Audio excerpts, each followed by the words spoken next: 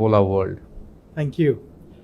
It's a great honor and privilege to be here and witness the value collaboration that's happening in India.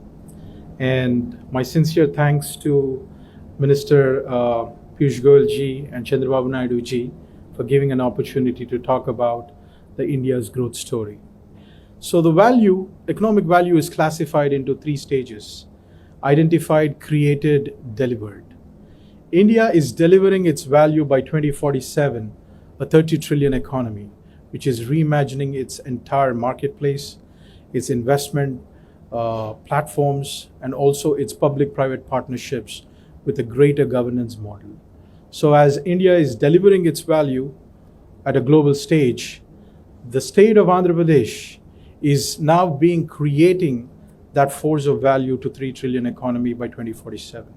So the value was identified, now it's created, and it's about to be delivered from the state perspective as well as the India's perspective as well.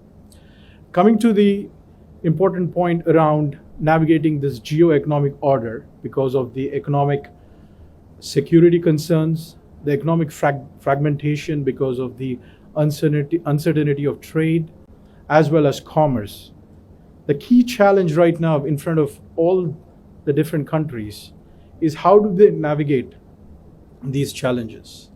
The main opportunity here is to have a simplified tone of diplomacy, policy, politics, and peace. And that's what drives the socio-economic development in a country. And the poverty reduction, the job creation, and also most of the benefits that we see part of commerce and trade.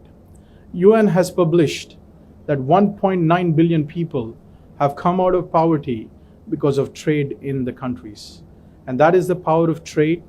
And economic impact is determined based on the three major components of a state or a country.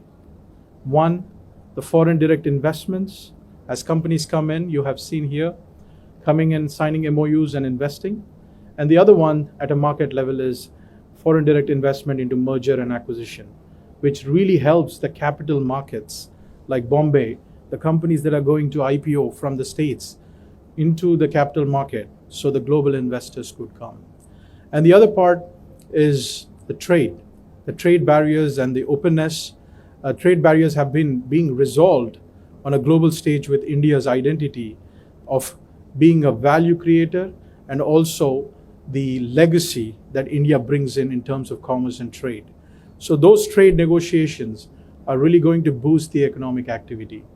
And the other part is the development agenda, the common cooperation that happens between the multilateral as well as the technical cooperation between the investors and enterprises. As the economy scale, the value chain of an economy is based on how enterprises manufacture, sell, and service. And at the same time, the value chain of a marketplace is how do you do buy, sell, trade. We determine in our part of research and analysis, an economy can be determined based on the marketplace, what assets and goods is being sold and produced by the sectors, bought and traded on the markets, whether it's a public market or it's private enterprises. So how innovation is able to change the destiny of nations, whether it is at a conceptual level, at a created level, or a delivered level. Innovation is a mindset. It's not a project. And innovation is like an assembly line. There would be many byproducts when you start innovating with a mindset, with the uniqueness as well as the combination of competitiveness. I think the state of Andhra Pradesh is really unique from different perspectives of commerce and trade, and also the direct investments that are happening from the enterprises. So today, the big challenge that we see here is stabilizing an economy, and that stability comes from the main indicators of economics. How do you maintain your commerce and trade relationships? And especially today, Andhra Pradesh is the #1 state that is developing an external relationships with across many countries, as you have seen. And that is the impact that the economic impact first looks at what is my trade value, what's my trade book, and based on the WTO. So with the fundamentals of setting up with the economics, and the innovation starts with how fast and cheaper and competitive. So there are so many things that are happening in India is more going to be on a global marketplace. And a marketplace is defined by what assets and goods are being sold and traded and exchanged with what currency. I think there is a new economy that's coming in, is having these currencies, whether it's a Bitcoin or any other currencies, and how policies enable and restrict. And as the policies enable, the growth is tremendous. And these are the key major components, whether from an economic perspective, how innovation can drive your productivity. And if there is no innovation, there is no goods at the marketplace. So innovation drives the productivity, and productivity helps in generating that revenue at the marketplace. As one of the challenge right now is the public debt.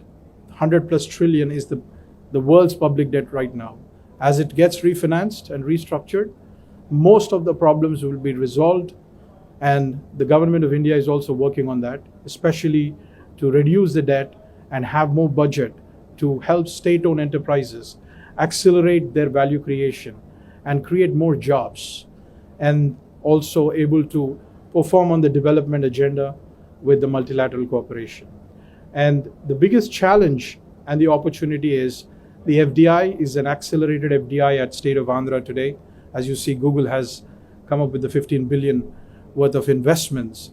That accelerated FDI has a lot of correlation factors. It will create job, it will create tax revenue, and at the same time, it will also create a market access for these enterprises. So they can navigate all of these challenges that establish a stable economy, a secure economy. And with all of that challenges and opportunities, I think state of Andhra is really, really moving ahead with all the necessary indicators that is required to be the most successful state in terms of managing international relationships, as well as putting commerce and trade through the new trade sea route partnerships. The economic partnerships with Gulf Cooperation, whether it's from Saudi, Dubai, Qatar, it is game changing. The real economic output is coming through those strategic relationship with Japan as well as China. These countries are really looking at India, not only boost their own economy, but get into an integrated value chain where they are able to sell their products with a common financial integration model, and also with their economic partnership allows them to clearly establish free trades, bilateral trade agreements. And this is the real hour for India to grow at its pace to the 30 trillion economy. Thank you. Thank you very much, Mr. Vinay. I think